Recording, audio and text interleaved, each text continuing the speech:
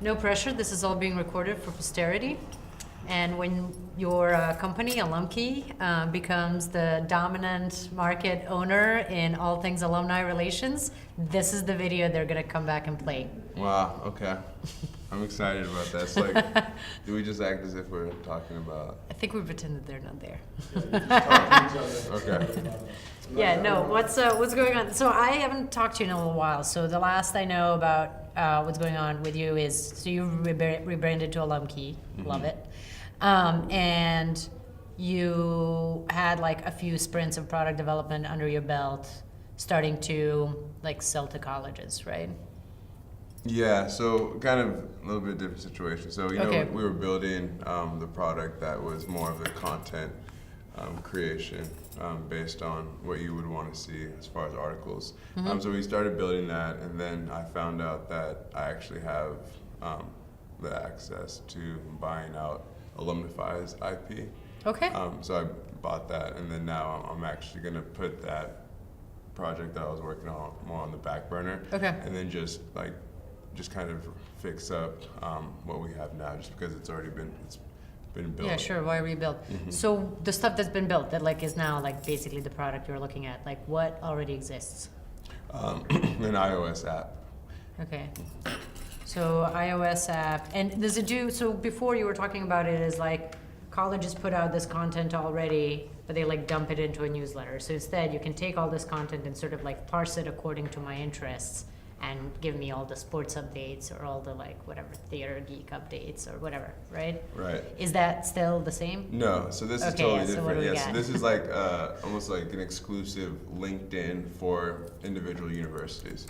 So it's going to be white labeled, the University of San Diego networking app. You go on it and you make connections and network with like-minded alumni. Okay, so before it seemed like the content piece was a huge portion of how we were going to engage the alums.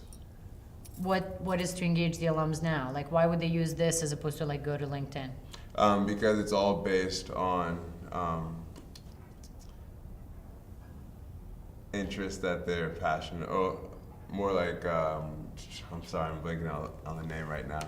Let me just pull it up real Yeah, quick. sure, do it. Yeah, so it's more geared on affinity groups that they're passionate about. Affinity groups? Yeah. Okay. So like for example, like for me, you know, I went to the University of San Diego, so my affinity groups would be anyone that's affiliated with football and sports or the business school.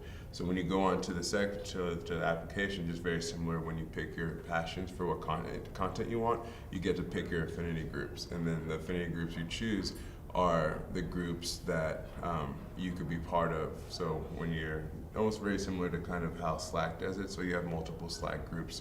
Right. So like for example, you know, I want to see what's going on with people that are part of sports, and then I could go there and make connections based on the sports people on the app. So that's kind of the bread and butter, and that's what a LinkedIn can't do. LinkedIn's very spread very thin, and based on my customer discovery, a lot of the alumni actually want to not just go on a networking platform with other alumni, but they want it to be specific to an actual affinity group that they cared about. Okay, so you've actually like retained the part where like you care about, like me as an alum, like you still are caring about and aware of my interests. It's just that what the interests get me to is not content, it's other people. Right.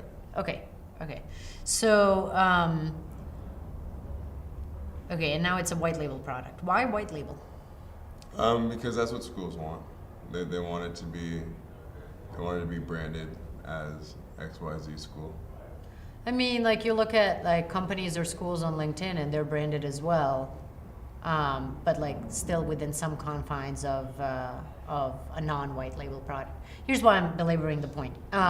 Once you go white label, you are much more prone to specific demands from any given client.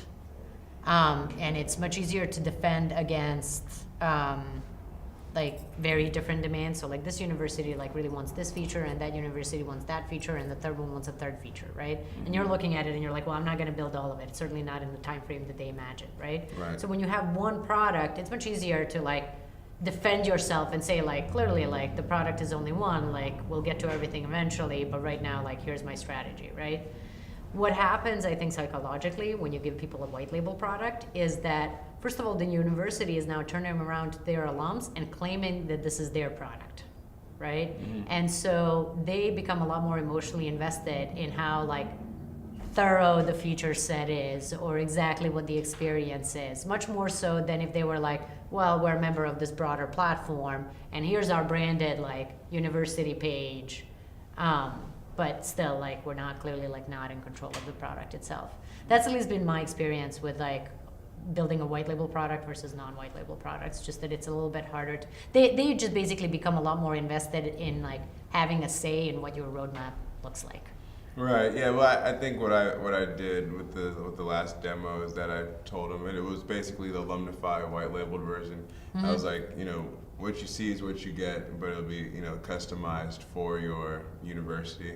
As we begin to have new features, we would let you guys know about it.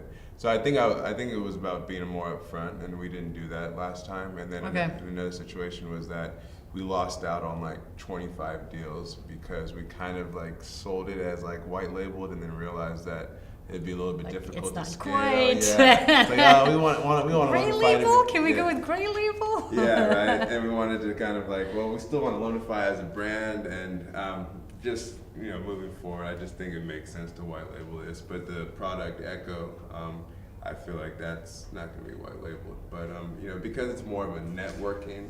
Wait, hold on. Sorry, what's not going to be white labeled? The content part. But that's still, so is there still a content part? Yeah, that's just kind of an art in oh, you're saying it's just development. like more on the back burner, Yeah, right? Okay, yeah. but you're still gonna do it. Mm-hmm. Okay, got it. And that part won't be white label, and that'll be like direct to consumer, actually, Mhm, right? exactly. Like you don't need the universities. Yeah. Okay, got it. So I'll just keep up with you.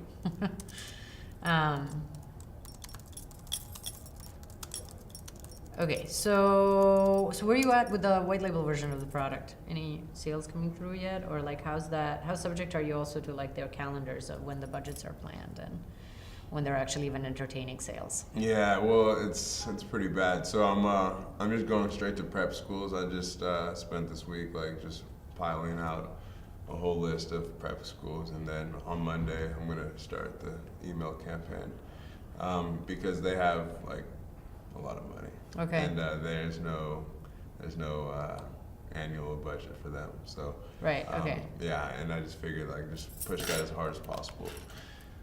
Okay. So if I went to a prep school, for example, and then a college, like I might have like my prep school app to talk to other people from my prep school, and then a separate college app to talk to people from college. Right. So it won't be separate. It'll just be very similar to like Slack. Like you could just like click on the different groups and universities you're. Oh, I see. So as a consumer, I would still have a single app. It's just that within it, you would allow the universities or the prep schools, whatever, the schools, to like form an identity of their own. Mm-hmm. Okay, that makes a lot more sense. Yeah. Because like I wouldn't think of Slack as white label per se, right? It is sort of like towing the line. Right. Okay, cool. And what's next? Did you get to finish out the white label product, or were you able to buy it like pretty complete? Yeah, I was able to buy it pretty complete, but it still needs a little bit of tweaking. Okay. So we're just spending this next week just debugging it. Okay. And then we'll be able to it'll be a finished product by mid next week. Cool. What do you need help with then?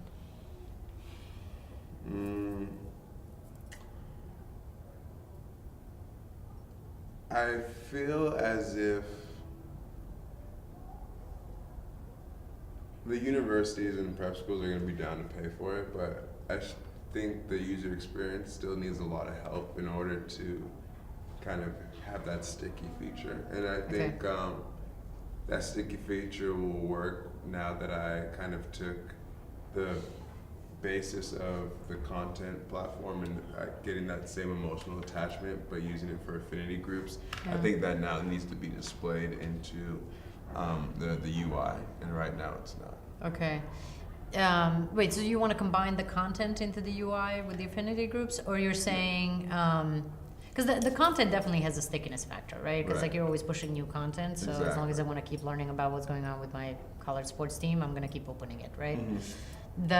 The white label one, right? What is the stickiness there? Is the idea that I could like have conversations with people on the app, like much like Slack, or I think a sticky feature is going to be having those infinity groups that you could choose. Like right now, it's just like all alumni, and like you just have to like. There's no like really Okay. like way of searching. Like okay, I want to meet alumni based on years, or based on affinity groups and stuff like that. okay, so that part you need to build out, right? Right, Like yeah. how I choose my affinity groups. And then what do I do with them, right? Because like there needs to be a reason for me to come back after I've chosen my affinity group. And like both on LinkedIn and on Slack, you see basically conversations served for that. Um, so like on LinkedIn groups, right? Like people will like start a discussion, other people will come back. Some are readers, some are posters, right? Some do a bit of both, right? Slack fundamentally is about conversations, right? So there's got to be something for me to do in the app within my affinity group that would prompt me to come back for it. Right. So one thing that we're thinking about is, having kind of a matchmaking system. So, even with LinkedIn right now, you don't necessarily know who you want to network with, but if you could say, okay, I go into the app and I want to network with someone who is an alumni in New York, is in the finance department, who is working with one of the big accounting firms. And then based on all of that information, we could pull up the most ideal matchmaking alumni. So if you could come back on this platform just to know that you could get connected with the ideal alumni you would want to meet, I think that's pretty powerful. Yeah, it definitely is. I don't know. I guess it depends on like what kind of like engagement you expect, right? Because like how many times a year do I need to find somebody to connect with? Right. And it ranges for people, right? Like somebody in business development, like 7 times a week. Somebody like in software development, like once every 2 years when they're looking for a new job. Right. So it might change, right? Mhm. And then the networking itself, I imagine, happens off the app, right? So that's not a reason. Like once you've connected me with somebody, I'm gonna go have coffee with them, right? Right. So yeah, and then that's another component of what we have on the app is that we try to streamline the process of two alums meeting face to face. So there's 2 ways you could go about it. You could do a video chat. Let's say you connect, you message a little bit, then hey, maybe it's not time to necessarily do a in-person coffee, so you could do a video chat on Sure. the platform, and then from there, probably get some coffee after. Right. So I think, but Calls, whatever. I think what's going to be important for me too is that I need to do some serious customer discovery with the alumni for this Yeah. networking part, because we just did it like because the universities wanted it, like regardless Yeah. of if we were going to get traction or not, they were going to still pay that subscription. Yeah, you definitely gotta validate. And remember that like early customer discovery you did with the alums, and they like went apeshit about the content, Yeah, right? yeah, And it I was like know. a slam dunk, Yeah. and like gave you all the fuel you needed to like push through on that. Exactly. So like we don't have that for I this know. white label app I right know, now. I know. So 2 things, right? One, you can go a little bit more what I would call sort of generative research, which is go back and like talk to more alums and see like can you drum up like all the different scenarios in their lives when they wish they could find an alum, right? Because like even to hear me talk right now, right? The first thing that came to my mind is like, well, maybe if like professionally I need a connection and an alum is interesting, then maybe I connect with them, right? And so I imagine like their interactions are few and far between. But that's not necessarily the case, right? Because like once you're creating these affinity groups that might be along the lines of like favorite movies, then it's like you could start to reach out to alums to like schedule a screening of everybody's favorite movie, right? Like there could be more sort of social events, right? But instead of like you or me making those up, you got to talk to alums and see like what are all the plausible like scenarios where they might reach out, not to like college buddies that they're still in touch with and like live down the block from, but Right. like really reach out to their broader alum network, right? Right. And so that can give us some fodder for first of all, like an engagement campaign where we can tailor calls to action to like return to the app based on like, hey, are you looking to accomplish this? Are you looking to create this type of event? Are you looking to like any of the things that they said that they would normally think about their alums for, right? Or sorry, they're like other fellow alums for. So that's sort of like going broad and then trying to find things that like might fit in. Got it. The second thing is like, could we maybe combine the content and the affinity app, and this app? Because if I have affinity groups in the white label app that like connect me with a bunch of people, and now I'm figuring out like what am I going to talk about with those people, and on the other hand you have an app that like uses that same idea of affinity to like push content. Why not push content through this app? Yeah. And now you can have people coming back and like commenting on the score and like, fuck yeah, we finally beat that team. When I was there, we could never win. I'm so proud of the younger generation. Like whatever, like create some of that engagement, which like it seemed like there was a strong lead that content would create that engagement. Yeah, no, I think it's, and like I said, I think it's pretty powerful. And like I said, at the same time too, like even today, like if it was built, like they still wouldn't be able to pay for it. So I think, you know, the next 2 to 3 months we're gonna build that and we'll be able to sell it in around, you know, February to April is the selling time for that July 1st fiscal year. So it'll be ready, but I think right now, like, I gotta start making money. Sure, and that's why you did what the universities and prep schools said they wanted, right? Because like they were going to be the paying customer, right? So I mean, I think your priorities are definitely in order, right? Like if you got to make money, then you got to cater to the person with the wallet, right? And right now that's the school side. So you go with the white label app and get them to pay for it, right? But the thing is that basically your I imagine this is similar in education. So in my experience in like B2B, right? So initially you're like, we got to make money. So you sell something to a business, right? And they're happy to pay for it because they think they're getting what they want, right? And at that moment they're thinking about what they want in terms of like, I want to be able to create my own brand. Like I want to have these features, this, that, and the other thing, right? When it comes renewal time, then they realized that what they really wanted was something that was going to help them engage the alumni, right? Which like they may or may not be the best like product creator for what will engage the alumni. So like your time span is like until renewal time to make sure that you've figured out how to engage the alums through the white label app. Right.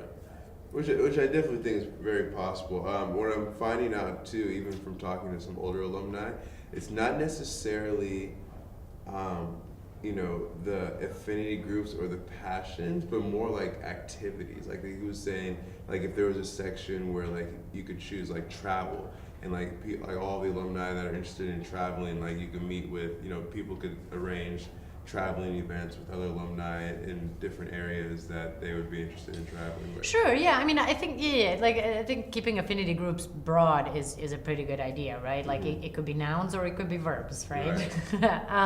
You might even down the line like allow people to create their own new affinity groups, like that happen to not exist, right? Got like it. people who want to play Settlers of Catan. Like, what do you care how like, you know, highbrow or lowbrow the activity might be, as long as they're like engaging with each other, that's a good thing. Got it. So how about, I was thinking about this for like a growth hacking idea. Is like, let's say for example, I start off with like 5 affinity groups.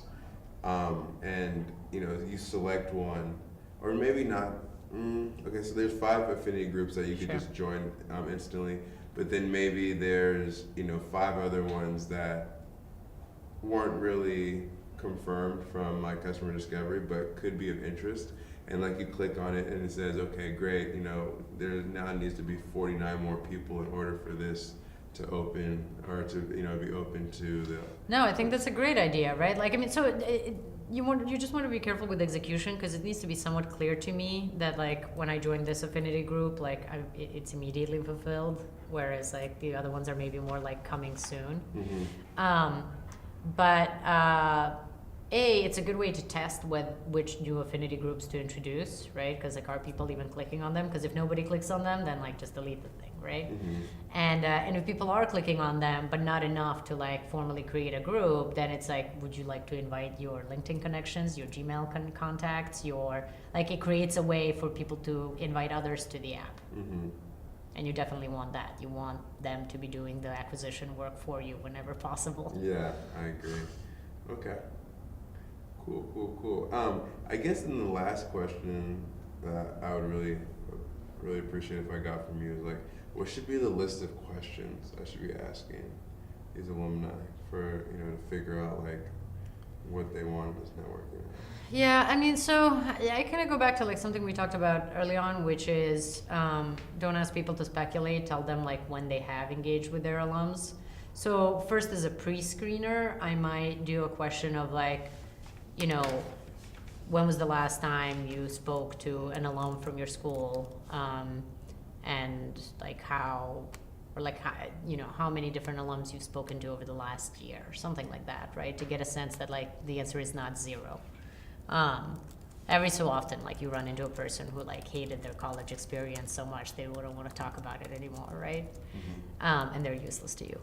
So pre-screen them for like any interest in interacting with alums, and then get them to tell you their stories. Like, when was the last time you spoke with an alum? Like, how did that come about? Who initiated it? What was the, like, what did you, if you initiated it, like, what did you use as a pretext? They initiated it, what did they use as a pretext, right? Try to weed out also a little bit like people who are like, oh, we've just stayed best friends and we hang out every weekend, right? Because they don't need your app to connect. Mm-hmm. But if it's more like, oh, I connected with somebody over a business opportunity, or like I saw that, sorry, I'm a little bit stuck in this like professional example. So I'm having a hard time like coming up with scenarios of other things they might say, although surely they will say other things. But yeah, but basically just get them to tell you their story, right? Like last time you met an alum, how did that happen? Why did it happen? Who triggered it? Who made it happen? What did you get out of it, right? Mm-hmm. What about the time before that? Like, who was the alum? How did you connect? What did you get out of it? Like, just get them to tell you like how that connection generally happens, right? And I think like what you're listening for is, first of all, trends of topics on which people connect, and then secondly, like that dynamic, like how does that happen? Are there any patterns to like typically the more junior person reach out to the more senior, or like they feel that they need some sort of pretext, or like typically they feel comfortable just like reaching out as if it were a cold call, because that'll help you design the interactions in the app. Okay. Got it. You're basically, like, if you think about it this way, right? Like, right now, you're not necessarily in a place where you can think about creating new behaviors with your app, but you're in a place where whatever existing, like, alum connections are happening and conversations are happening, you want to move them onto your app. Mm-hmm. And so you want to understand what happens in the real world today, and where are some pain points where, like, oh, it may have taken like 3 degrees of connecting before I got to the right person to connect with. Like, that would have been a great like pitch for your app to say, like, those like 3rd, 4th degree connections on LinkedIn can be hard to reach, but like with my app, based on the fact that you're alums, I can connect you guys directly, right? Mm-hmm. Got it. Okay. That makes a lot of sense. Nice. All right. Well, I got some work to do.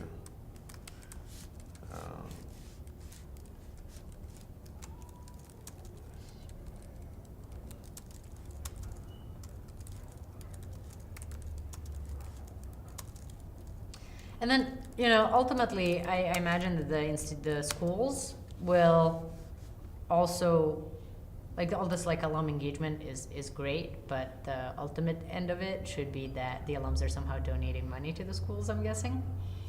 Yeah. See, that's what I. Or did you sort of step away from that? Well, that's what the second product's gonna be for. This is gonna be just like straight, like just engagement, whereas the next product is going to be more geared towards actual fundraising, because those are the 2 sides of alumni relations. That's alumni engagement, and then the development offices. Yeah. So it's a product for each one of them. I think, yeah, I would, it makes sense to think about them at this point as 2 separate products, because like tackle one thing at a time. But don't disconnect them too much, right? Because I think, like, especially if you create a lot of engagement successfully on the first app, then rather than dealing with like product adoption with a whole completely separate product, you should create funnels from the existing engagement to say, like, by the way, would you like to donate? Okay. Got it. You want to like put that like invite to donate someplace where they're already hanging out, not trying to like get them to go elsewhere, right? Mm-hmm.